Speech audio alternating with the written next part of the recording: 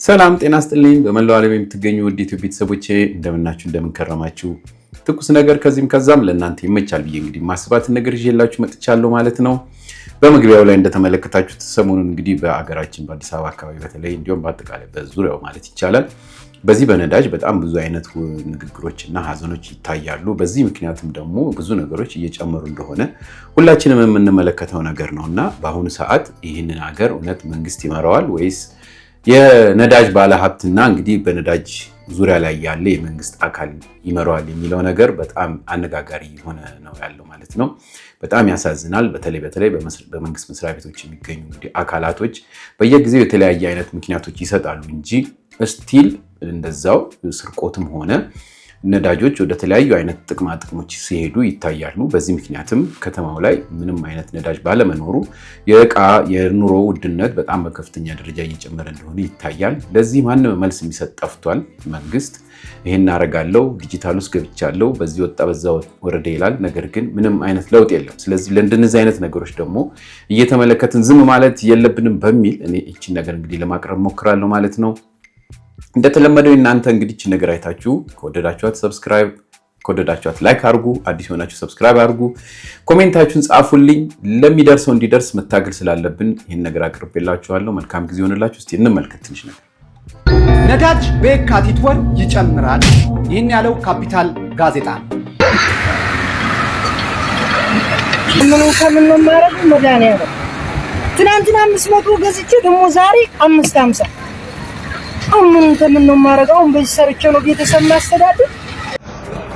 ይኸውላችሁ እዚህ ሀገር እንዳያልፍልህ ተብሎ የተረገመ ሰው ቢኖር ታክሲ ሹፌርና ሹፌር ነው። የእውነት ነው። እርግማን ያለበት ሰው ቢኖር ሹፌር።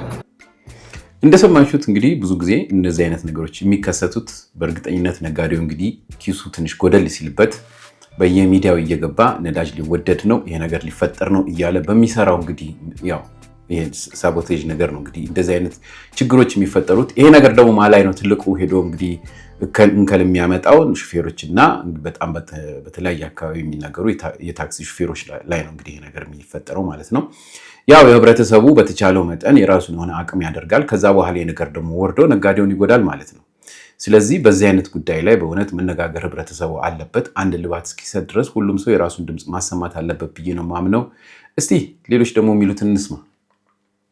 በሬም ተወደደ በየገበያው፣ ላምም ተወደደች በየገበያው፣ ሁሉም ተወደደ በየገበያው፣ ዶሮም ተወደደ እንቁላሏ ሳይቀር፣ ይረከስ የለም ተዝምድና በቀር፣ ተዝምድና በቀር፣ ተዝምድና በቀር። ዝምድና ተረሳ ማዛውን ለወጠ፣ አይኑ ከገንዘብ ጋር እየተራወጠ። ዝምድና ተረሳ ሆነ የመርዝ እንጨት፣ አሁን ምን ይሆናል ሲሞቱ ፊት መንጨት፣ አሁን ምን ይሆናል ሲሞቱ ፊት መንጨት። ሳሉ መጠቃቀም ይተውና ዘመድ፣ ሳሉ አብሮ መብላትን አብሮ መጠጣትን፣ ያን መተባበሩን ይተውና ዘመድ። ሲሞት ወየ ወየ ይመስለኛል ማበድ፣ ይመስለኛል ማበድ። ነዳጅ በየካቲት ወር ይጨምራል።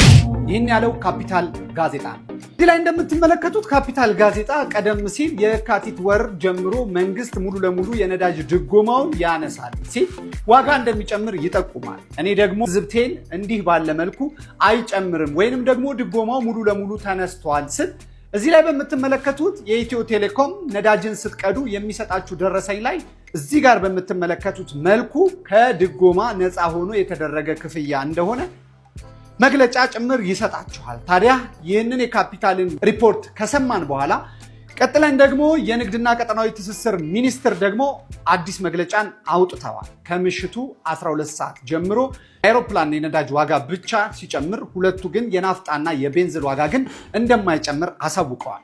ታዲያ እኔ አሁን ሐሳቤ ወይም እናንተ እንድትጨብጡት የምፈልገው አንድ ነገር ነው። ይህም ሐሳብ መሰላችሁ ከዚህ ቀደምም ልክ ካፒታል ጋዜጣ እንዳስቀመጠው በወራት ጊዜዎች ውስጥ ተጨማሪ የታክስ የሚከፍልና ነዳጅ ከ150 ብር በላይ ሊሻገር እንደሚችል በርካቶች ስትጨነቁበት የነበረ ጉዳይ ነበረ። ያን ጊዜም እኔ አንድ ነገር ብያለሁ። ከመንግስት የተሰጠ ምንም አይነት መግለጫ የለም። ይሄ የካፒታል ሪፖርት ነው። እንዲያሉ ዘገባዎችና እንዲያሉ ሪፖርቶች ደግሞ በከፍተኛ ሁኔታ የመኪና ዋጋና እንዲሁም ደግሞ ሸማቹ ህብረተሰብ ላይ ከፍተኛ መደናገርን ይፈጥራል። ከመንግስት የሚወጡ መግለጫዎችን ጠብቃችሁ ለውሳኔ ራሳችሁን ዝግጁ አድርጉ እንጂ ከተለያዩ ሚዲያዎች የሚሰራጩት ዘገባዎች ወይም ደግሞ ሩመሮች እንደ ትክክለኛ የመረጃ ግብዓት አድርጋችሁ አትውሰዱ ብዬ ተናግሬ ነበረ። እውነትም እንደተባለው የካፒታል ጋዜጣ የሰጠውን መግለጫ ስህተት እንደነበረ እንዲሁም ደግሞ መንግስት ምንም አይነት ነዳጅ ዋጋ ላይ የታክስ ጭማሪ እንደማያደርግ ገልጾ ዛሬ ላይ ደርሰናል። ዛሬ ላይም ደግሞ እንደዚህ ያሉ ማደናገሪያ ሐሳቦች ይወጣሉ። እንደዚህ ሐሳቦች ለምን እንደሚደረጉና የመንግስት ተቋም መስሪያ ቤቶች ራሳቸው ፈጣን የሆኑ መግለጫዎችን ለምን እንደማይሰጡ ሁሌም ግራ ይገባኛል። ለምን ካላችሁኝ ህብረተሰቡ በተለይ በመኪና ግዢና እንዲሁም ደግሞ የነዳጅ ዋጋ በእኛ ሀገር የተለያዩ ግብአትና ምርቶች ላይ ከፍተኛ ለውጥና የዋጋ ንረትን ስለሚፈጥሩ ማለት ነው። እንደሰማችሁት ነው። በተለይ እንደነዚህ አይነት ጋዜጣዎች በጣም በሚገርም ሁኔታ ህብረተሰቡን የሚያሳስት ነገር በየጊዜው ሲያወጡ መንግስት ዞር ብሎም አያዩ። ምንም አይነት አክሽን ሲወሰድ ሰምተን አናውቅም። ነገር ግን በየሶሻል ሚዲያው ለምን ፊታችሁን ቀየራችሁ፣ ልብሳችሁን አወለቃችሁ የሆነ ገለመል እየተባለ በየጊዜው እንግዲህ ምን ያህል ህብረተሰብ እንደሚታሰር በተለያዩ ትንንሽ ጥቃቅን ነገሮች ህብረተሰቡ ምን ያህል ዝቅተኛውን ህብረተሰብ እንዴት እንደሚያደርጉ ሁላችን የምንመለከተው ነገር ነው። ይህ አይነት ትልልቅ ጋዜጣ ካምፓኒዎች ግን አንደኛ የተሳሰሩት ከመንግስት አካላት ጋርና ከባለ ሀብት ጋር በመሆናቸው የፈለጋቸውን ነገር ሲያደርጉ ማንም አይናገራቸው ማለት ነው። አንዳንድ ጋዜጠኞች ላይ የሆነ ትልልቅ አይነት እንግዲህ እርምጃ ሲወሰድ እንሰማለን። ጥሩ ነገር የሰራው ለምን ሚስጥራችንን አወጣችሁ ለሚባለው ማለት ነው። እንደ ምሳሌነት ፋና ለምሳሌ ከዚህ በፊት በማዕድን ላይ ባወጡት ጉዳይ ላይ ጋዜጠኞቹን እንዳባረረ ከዚህ በፊት ሰምተናል ማለት ነው። ለምን ሚኒስቴሮቹ አዘው ነው ማለት ነው። በጣም በሚያሳዝን ሁኔታ አሁን ደግሞ እንደነዚህ አይነት ቦታዎች ላይ ምን ጊዜም ወራትን እየጠበቀ በተለይ ይሄ ካፒታል ጋዜጣ የሚባለው በጣም የታወቀ ነው። የሆነ ነገር ፈጥሬ ምናምን እንደዚህ በዚህ ግምት በምናምን ይላሉ አውቀው፣ ነገር ግን ከውስጥ ከሚስጥር እንደወጣ አስመስለው ዋጋ ይጨምራል ብለው ህብረተሰቡን ሽብር ይለቁበታል። በዚህ ምክንያት እንግዲህ እህሉም ምኑም በአጠቃላይ ከተማዋ ስትረበሽ ትውላለች። ሰንብተው ከርመው ደግሞ ከዛ ይሄ ነገር ውሸት ነው ብለው በማይሆን ሰዓት ላይ ያው የመንግስት አካላት የሚባሉት ባለሀብቶቹ ያወጡታል ይሄን ነገር ማለት ነው። እኔ ደፍሬ እንደነዚህ አይነት ነገሮች የምናገረው ምንድነው፣ ምንጊዜም ህብረተሰቡ ሞኝ ምንጊዜም በዛው ሌቭል ያለ አድርገው ያስባሉ። ስለዚህ ምንጊዜም የሚያወጡት ምክንያቶች ማንም ሰው የሚሰማው ነገር ያልሆነ ሆን ተብሎ የተዘጋጁበትና መጀመሪያ ቀድሜው እንደውም ይሄ ነገር እንዲንቀሳቀስ የሚያደርጉ ምክንያቱም ከጥቅሙ ተካፋይ የሆኑ እንደሆኑ በእርግጠኝነት በደንብ የሚያሳይ ብዙ አይነት እንቅስቃሴዎች ያሉ ማለት ነው። ከዛ አንዱ እንግዲህ ይሄ ዲጂታል የሚባለው ነው ማለት ነው። ከዚህ በፊት ከዓመት በፊት ይሆናል ታውቃላችሁ ሁላችሁም፣ ማንኛውም ህብረተሰብ ነዳጅ ሲቀዳ ከቴሌ ብር እንዲከፍል ይባላል። በሁለተኛ ደረጃ ነዳጁ ታርጋው እንዲጻፍበት ይባላል። ለምሳሌ ትንንሽ መኪናዎች በከፍተኛ እስከ 55 ሊትር እንደሚጭኑ ይታወቃል፣ ሊትር እንደሚወስዱ ይታወቃል። ከዚህ በላይ አንድ መኪና ቢወስድና በዛ ስልክ ቁጥሩም ወይም በዛ ታርጋ ቢያወጣ ኮምፒውተር ነው፣ ምንም ጥያቄ የለውም፣ ወዲያው ፍላግ ያደርግላቸዋል፣ ማወቅ ይችላሉ። ነገር ግን አሁን በትልልቅ ጭነት መኪናዎች እንዲሁ በፎቶግራፍ ባሳያችሁ በጣም የሚያስቁ አይነት ትልልቅ የሆኑ ጭነት መኪናዎች በታንከር እየተሰበሰቡ ሲሄዱ ከአንድ ቤንዚን ማደያ ሲወሰድ እየታየ ምንም አይነት አክሽን አይወሰድም። ምክንያቱም አንድ ማሽን ሲያወጣ ያወጣውን ስትሬት ነው የሚያነበው። ያነበበውን ክፍያ ከፍሎን አንድ ባለ መኪናም ሆነ ባለ ጭነት መኪና የሚሄደው ይህንን የሚያደርግ ነገር ኮምፒውተር ተብሎ እዛ ድረስ ዳታ ይተላለፋል ይባላል። ነገር ግን ይህንን ማወቅ አልቻሉም ማለት የሄደው የሚያታልሉትን ያታሉ እንጂ ዛሬ ጊዜ ዘመናችን ዲጂታሉን በደንብ ህብረተሰቡ ነቅቶበት ሁሉ ነገር የሚያደርግ እንደሆነ ሁላችንም እናውቃለን። እና ከእንደዚህ አይነት ነገሮች ራሳቸው ሚስጥሩን ወይም ራሳቸው ፍላጎቱን የዚህ የስርቆቱን ፍላጎት ስለሚፈልጉ እንደዚህ አይነት ነገሮችን አደባብሰው ነው ብዙ ጊዜ ዝም ሲሉ የሚታዩት። ይሄን ነገር ፈጥረናል ይላሉ፣ እነሱንም የሚከታተል የለም። እውነት መንግስት ሌላኛው አካልም ዝም ነው የሚለው።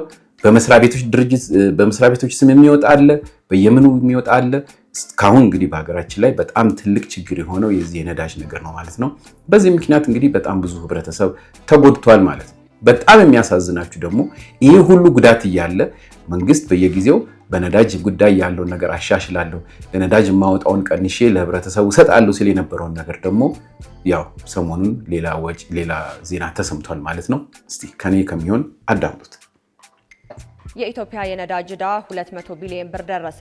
በኢትዮጵያ የውጭ ምንዛሬ ተመን ማሻሻያ በኋላ በአንድ ዓመት ውስጥ ብቻ ለ7 ጊዜ የነዳጅ ጭማሪ ቢደረግም የነዳጅ ክፍያ ተሰብስቦ ዕዳ ግን በከፍተኛ ሁኔታ በማደጉ ከ200 ቢሊዮን ብር በላይ መድረሱን የንግድና ቀጠናዊ ትስስር ሚኒስቴር አስታውቋል። የንግድና ቀጠናዊ ትስስር ሚኒስቴር ዶክተር ካሳሁን የዘርፉን ችግር ለመፍታት በተዘጋጀ ኮንፈረንስ ላይ እንደገለጹት ከማሻሻያው በፊት 59 ቢሊዮን ብር የነበረው ተሰብስቦ ዕዳ አሁን ላይ ግን ከ3 እጥፍ በላይ ጭማሪ አሳይቷልም ብለዋል። መንግስት ለነዳጅ ግዢ በየዓመቱ እስከ 700 ቢሊዮን ብር የሚመድብ ቢሆንም ይህንን እያደገ የመጣውን ዕዳ ለሀገሪቱ የልማት ስራዎች ትልቅ ተግዳሮት እየሆነ መምጣቱንም ሚኒስቴሩ አብራርተዋል። በሌላ በኩል የነዳጅ አቅራቢ ኩባንያዎችና የንግዱ ማህበራት አዲስ የቅድመ ክፍያ አሰራር በስራ ላይ በካፒታላቸው ላይ ጫና እየፈጠረ መሆኑን በመግለጽ ቅሬታቸውን እያሰሙ ይገኛሉ። ሚኒስቴሩ ግን ተአማኝነትን የሚሸረሽር የሀገርን እድገት የሚያደናቅፍ አሰራርን ለማጥበብ የግድ እርምጃ መወሰዱን እንደሚቀጥሉም አስታውቀዋል። ክቡራን ተመልካቾቻችን ተጨማሪ መረጃዎችን ለማግኘት የፕላስ ምልክቷን ይጫኑ። እንደሰማችሁት ነው። በጣም የሚያሳፍር ነገር በእውነት እንግዲህ ህብረተሰቡም ላይ ተጨምሯል ዋጋ። ህብረተሰቡ ላይ መጨመር ብቻ ሳይሆን ከመንግስት ኪስም የሚወጣው ስቲል እየወጣ ነው። እንዲሁም በእጥፍ እንግዲህ ጨመረ፣ በ2 በ3 እጥፍ ጨመረ ተባለና የዚህን ያህል እንግዲህ የዚህ የነዳጅ ጉዳይ ከመንግስት በላይ የሆነ ኃይል እቺን አገር እየመራ ነው። መንግስት የምንለው የሆነ እንደ ፖፒት ብለን ብናስባቸው ይሻላል እንጂ በእውነት መንግስት እያለ ሌላ ኃይል እንደዚህ አይነት እንቅስቃሴን ሲያደርግ ዝም መባሉ በጣም የሚያሳዝንና መጨረሻ እንግዲህ የዚች ሀገር ነገር ወዴት እንደሆነ በጣም ግራ የሚገባ ነው። በዚህ በነዳጅ ጉዳይ ብቻ ለረጅም ዓመት ህብረተሰቡ እየተሰቃየ ነገራችን በሙሉ እየተበላሸ እንዳለ ሁላችን ፖለቲካውንም እያበላሸ እንደሆነ ሁላችንም የምናውቀው ነገር ነው። በሚገርም ሁኔታ እንግዲህ ባለፉት 7 ዓመት ውስጥ ሁላችን ከምናውቀው አንድ ትልቅ ችግር ቢኖር የኑሮ ውድነት ነው ማለት ነው። የኑሮ ውድነቱን ከሚያመጡት አንዱ ነገር ጦርነት ምናምን ቢሆንም ነገር ግን ይሄ ደግሞ ነዳጁ ትልቁ እንደሆነ ይታወቃል። እስካሁን ሌብነት አለ። እስካሁን በየኬላው በየተለያዩ ቦርደሮች የኢትዮጵያ ነዳጅ እየወጣ እንደሚሸጥ ማናችንም እያየን ነው። በፌስቡክ አሁን በብዛት ይሄን ነገር እለቃለሁ። ምክንያቱም በየጊዜው የተለያዩ ፖሊስ አካላቶች አሁን በተለያዩ ወረዳዎች ያሉ ፖሊሶች ሁሉ ፌስቡክ ከፍተው የሚሰሩትን ስራ እንዲለቁ ስለተባለ ብዙ ጊዜ እናያለን እና በየጫካው በየምኑ ወደ ውጪ ወደ ሌሎች አገሮች እንደ ኮንትሮባንድ የሚሄደው ነገር ቢኖር በከፍተኛ ደረጃ ነዳጅ ነው። ሳናመርት ከውጭ ገዝተን አምጥተን መልሰን ለሌላ ሀገር እንሸጣለን። እኔ በጣም የማዝነው በዚህ ሀገር ጨካኝ የሆነ ነጋዴና ህብረተሰብ በጠቅላላ ነገ ብቻውን ሊቀር እንደሚችል አላወቅም። ህብረተሰቡን እንደዚህ ጎድቶ የት ለመድረስ እንደሚፈልግ አይገባኝም። የራሳችሁን ኮሜንት ስጡ። ብዙ መነገር ይችላል። ለዚህ ነው እንግዲህ አንዳንድ ፖለቲካ እንግዲህ ተቃዋሚዎችም በእንደነዚህ አይነት ጉዳይ ላይ አፋቸው ሞልተው ይሄ ነገር በተለይ በመንግስት አካል ላይ ችግር ስላለ ነው እንደዚህ አይነት ነገር የተፈጠረው የሚሉት ማለት ነው። ከነዛ መሀል አንዱን እናሰማችሁ እስቲ። ነዳጅን እኮ ራሱ ከመንግስት አካላት ጋር ነጋዴው ተመሳጥሮ እኮ ነው እንደፈለገ የሚያደርገው። ነዳጅ እኮ ቦቴ መጥቶ አፍሶ እኮ እንትን ውስጥ ውሎ ያድርም እኮ ይሄ ውሻ ሁልቅ ያድርም እንደሚባለው ውሎ ያድርም ይወጣል እኮ በጓሮ በር በኮንትሮባንድ በበርሜል ተገትሮ በየሜዳው በሊትር ሲሸጥ ይታያል። እኔ አንድ ቦታ ላይ ሄጄ 300 ብር ድረስ 400 ብር ድረስ ሲሸጥ አይቻለው ነዳጅ። በዚህ መልኩ ነዳጅ ተወዶም እንደገና ብላክ ማርኬት ላይ ጥቁር ገበያ ላይ ጭምር የተሸጠ እንዴት ነው ማህበረሰቡ በነዳጅ እኮ ነው ሁሉም ነገር የሚጓጓዘው? መንግስት እንግዲህ ወይ ማዲያዎችን ከአቅማችን በላይ ሆነዋል ምን ሊቆጣጠራቸው አልቻልኩም ብሎ በይፋ ይንገረን ወይ ደግሞ ችግራችን ይፈታልን። ሹፌሮች እንግዲህ በረሃ ተቃጥለው መጥተው ድጋሜ ደግሞ ነዳጅ ለመቅዳት ከተማ ሲገቡ መሰለፍ ሆኗል 2 ቀን 3 ቀን። ስለዚህ ፕሊስ የሚመለከተው አካል ይሄ ነዳጅ ጉዳይ ይፈታልን። ዋጋም ተጨምሮበት ግን ነዳጁን እያገኘን አይደለም። በቃ ማዲያዎች እንዳለ በሚባል ደረጃ ገመድ ወጥረው ነዳጅ የለም ነው የሚሉት። ኢቭን ቦቴ እንኳን ሲወርዳ አይተን አንዳንድ ማዲያዎች አውርደው እንኳን ነዳጅ የለም ብሎ የሚዘጉና የሚመለከተው አካል ራሱ እነሱን የማይጠይቅበት ምክንያት ሊገባን አልቻለም። እንዲሁም መንግስት ደግሞ ማዲያዎች እንደዚህ አይነት ፋውል ሲሰሩ እነሱን እንዲቆጣጠሩ የተመደቡትን ሰዎች ራሱ ጀርባቸውን ሊያይልን ይገባል። መንግስት ለምንድነው እንደዚህ ደረጃ ድረስ ህዝቡ የሚሰቃየው በነዳጅ ጦት? በየበረሃው ለምንድነው የሚቆመው መኪና ሹፌር? ፕሊስ የሚመለከተው አካል ይሄን ነገር ቼክ አድርጉልን። በተለይ እዚህ ሀረር መስመር በጭማሪ ዋጋ እንኳን እየተለመኑ ነው የሚሸጡት ማለት ነው ማዲያዎች።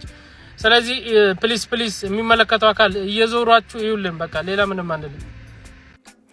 አሁን እንግዲህ ብዙ ፖለቲካ ፓርቲዎች በዚህ አይነት ጉዳይ ላይ እውነት ትልቅ ኢሹ አድርገው መነጋገር ይችላሉ። ለምን ይሄ በጣም ሲሪየስ መሰረት ማለት የሚቻልበት ያህል ጠንካራ የሆነ ጉዳይ ነው እና ምንም አይነት እልባት እስካሁን ድረስ ያልተሰጠበት በመሆኑ ብዙ ሰዎች መከታተልና ለዚህ ጉዳይ ላይ አንድ የሆነ እንግዲህ እልባት ማድረግ የሚገባቸው ይመስለኛል። እንደሰማችሁት እንግዲህ ከሹፌሮች እንኳን የትም ቦታ ላይ ቢሄዱ የሆነ መጭበርበርና ከፍተኛም እንኳን ገንዘብ ከፍለን እንድንቀዳ አይፈቀድልንም፣ ምርጫ ይደረጋል ከዛ ውስጥም ደግሞ ማለት ነው።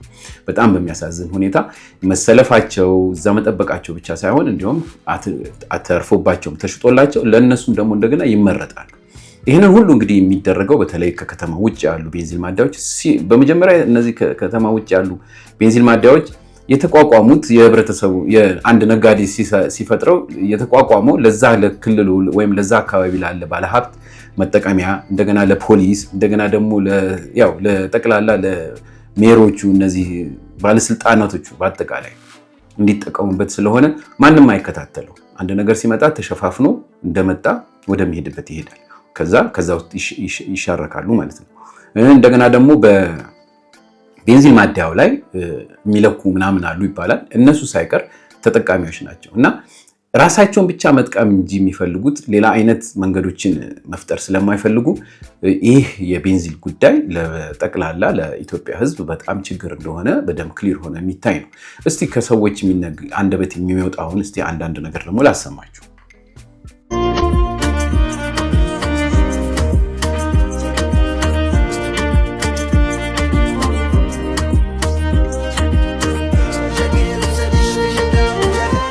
ማደያ 100 ሊትር ብቻ ነው የሚቀዳው ለከባድ መኪና ከሚኒባስ እና ከአይሱዙ እኩል ማለት ነው። እና ከ100 ሊትር በላይ ከቀዳችሁ 160 ብር አለ። 160 ብር ማደያ ባለቤቱ። ሁላችሁም ሼር ፖስት ኮፒሊንግ አድርጉት። በየቦታው አለ እንደዚህ አይነት ችግር። የምሬን ነው የምላችሁ።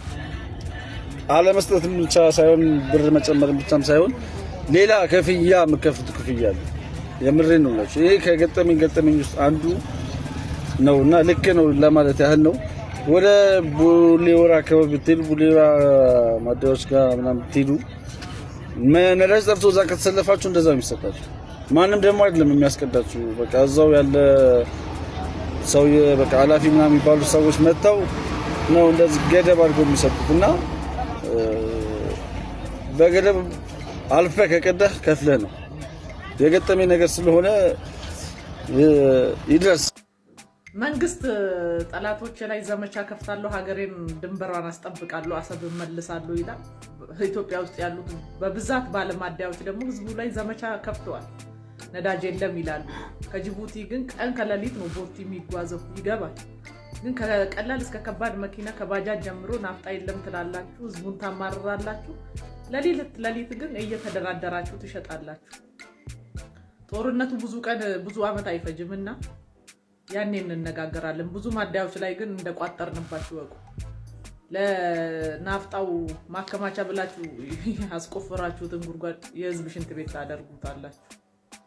ያልፋል ይሄ ቀን። ግርግር ተጠቅማችሁ ህዝብ የምትዘርፉና የምታማርሩ ሰዎች ግን ገንዘብ አያርግላችሁ። ይኸውላችሁ እዚህ ሀገር እንዳያልፍልህ ተብሎ የተረገመ ሰው ቢኖር ታክሲ ሹፌር ነው። የእውነት ነው ብላችሁ እርግማን ያለበት ሰው ቢኖር ሹፌር። ይኸውላችሁ ነው በዚህ ለሊት ማለት ነው። የምሬን ነው ብላችሁ ይኸውላችሁ ከላይ ጀምሮ ያለውን ታክሲ አያችሁት፣ እዚህ ድረስ ደግሞ ያለውን ደግሞ ይት አያችሁት። የምሬን ነው ብላችሁ በእንደዚህ ለሊት ወጥተን እየሰራን የማያልፍልን ሹፌሮች፣ ታክሲ ሹፌሮች የምሬን ነው።